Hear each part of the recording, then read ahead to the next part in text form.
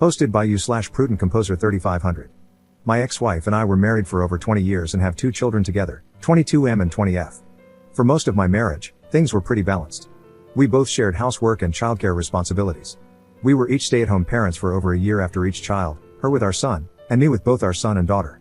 We always had agreements on how we wanted to divide work and generally had decent communication. This changed when my oldest went to high school. My wife got a new job that was both very demanding on her time and required 50% travel.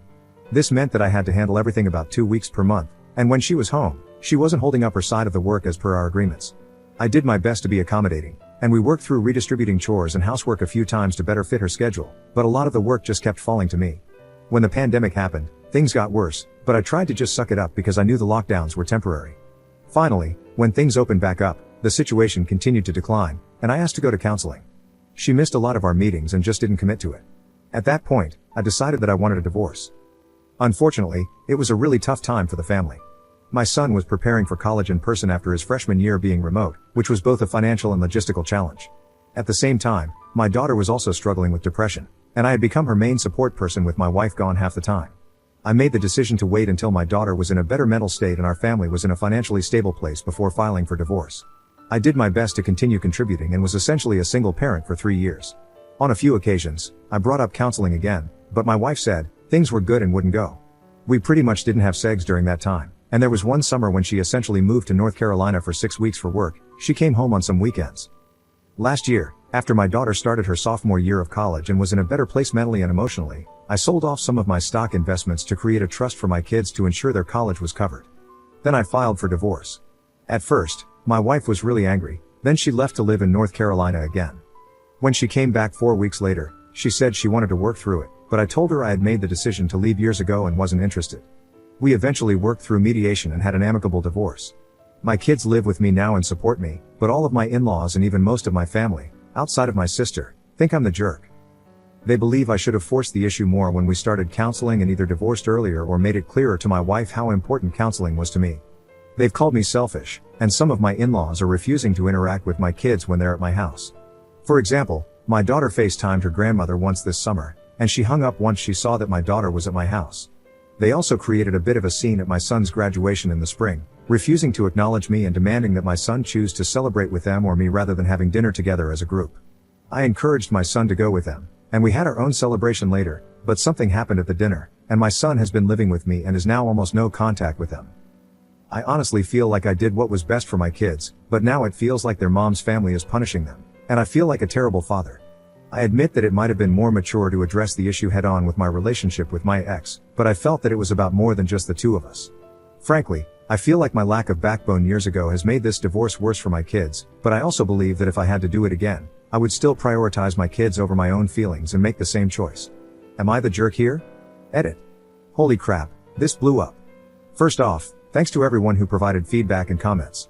I really felt terrible, and both the positive and negative comments helped me gain a little perspective on things. I've noticed a few comments come up multiple times, so I figure it's worth addressing them here before I move on. When my wife took the job, we were doing well financially, but the job still came with a big raise. I was making about $200K, and the job she took raised her salary from about $80K to $140K. That increase allowed us to go from simply saving for an emergency fund to having enough to pay for our kids' college outright. We both work in tech, but she works for a defense contractor, and some of the work needs to be done on site. Only one of the offices relevant to her work is near where we live. When we originally discussed the job, her plan was to work in the high travel role for a while and then try to transfer to a lower travel role based near us. She got promoted a few times, and staying near our home wasn't an option unless she took a significant pay and title cut. When we divorced, I was making about $280K, and she was earning a little over $300K. Some folks were also confused by my stock comment. I'm a software engineer for a big tech company, and about 20 to 30% of my salary comes in the form of RSUs, restricted stock units. I'm not an investor by any means, I was just selling off stock mostly to cover my daughter's college expenses and pay off the debt my son had. I know a lot of people are jumping straight to an affair, but I really doubt that. In school, my wife and I were the obnoxious kids who reminded the teacher about homework, and she's a massive introvert. Her working late in a hotel room is far more likely than her sleeping around or keeping some secret family. There's always a chance I'm wrong here, but I think this is more of a situation where Reddit sometimes assumes all divorces involve infidelity. When I say we had an amicable divorce, I mean that more in the legal sense than the emotional sense. Uncontested might be a better term. The only significant asset we had that wasn't easily split was our home. My wife loves the house, and I frankly wanted something different, so she bought out my portion of it. Our kids are adults, so there was no custody issue. Our assets were mostly divisible, so there were no major complications there. Our salaries were comparable, so there was no alimony. We each had a car. Overall, it was pretty straightforward to divide things evenly, and neither of us wanted to drag it out. We didn't end the marriage as friends by any means, but from a legal standpoint, it was amicable because we settled everything with a mediator and only briefly involved lawyers to draft the final paperwork for the judge to sign off on. Commenter: I don't know. There is so much information missing. Of course, I realize it is because it is one-sided, but still. Why would your ex's family have such a strong reaction, and why would your children support you if the divorce was amicable? I mean, she is their mother, she hasn't cheated, she isn't abusive, and I am pretty sure her income provided for her children too. There's just so much missing information here. Ops response: I tried to clarify in the edit that the divorce was not really amicable in the emotional sense, but more in the legal sense. We went through a mediator rather than lawyers. I think my kids supported me largely for the same reasons I left the marriage. My wife hadn't really been a part of our family for years. It's not like she was coming home, refusing to help around the house, treating me like garbage, but then being a wonderful mother to the kids. Not cheating and not being abusive is below the bare minimum for a partner. She missed a lot of plays, concerts, and other special events for our kids. She didn't really keep up with the kids' interests, she didn't really know their friends, she just wasn't there much. She was never actively mean or abusive in any way, but she was also just kind of non-participatory. When the grandparents started taking sides and saying terrible things about me, the kids pushed back. Both kids chose to live with me. Update 4 months later. I'm still receiving comments and messages from time to time about that post, so I figured I would take a moment to provide an update. Quick summary of the original post: my wife became increasingly distant in our marriage, and I decided to get a divorce. However, I waited about 3 years to go through with it because I felt it was best for the kids.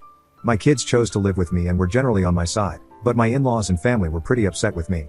Things are going much better overall since the post. I received a lot of support but also quite a bit of criticism, which I took to heart. I've been making an effort to mend fences and work toward a more reasonable state of affairs. I don't expect my ex or her family to be friends with me, but I at least want us to be on good terms. My relationship with my parents and family has significantly improved, and this Christmas felt pretty much back to normal. My family is very conservative, especially when it comes to marriage. They believe the only reason for divorce is infidelity or abuse, but they've finally come to understand how bad things had become and have reluctantly accepted the situation. My relationship with my ex, and more importantly, her relationship with our kids, has also improved. She's apparently been going to therapy on her own. While she hasn't shared many details, she does seem much less angry about what happened. We decided to have Thanksgiving together so we could talk things through with the kids. It was a bit messy, with plenty of tears, but we managed to get to a place where we all understand each other a bit better. We all agree that I shouldn't have waited so long to go through with the divorce, but my ex and kids also said they understand why I did it. My ex-wife and I even had a conversation about dating, which was weird but surprisingly kind of nice. My ex-in-laws still think I'm a horrible person, and most of them refuse to speak to me, but they've started treating my kids better. My kids spent Christmas Eve at their place and said it went okay. We talked about it on Christmas, and while they didn't share many details, they mentioned they plan to do something on New Year's Eve with my ex and the in-laws, which makes me happy. Sorry this isn't a juicy update with any dramatic twists, but I was bored during the holiday downtime and thought I'd log in to share some details. One thing I've learned from all of this, and I hope others can learn too, is that even if your heart is in the right place, it's probably better to end a marriage when it's truly over rather than maintaining a facade for years.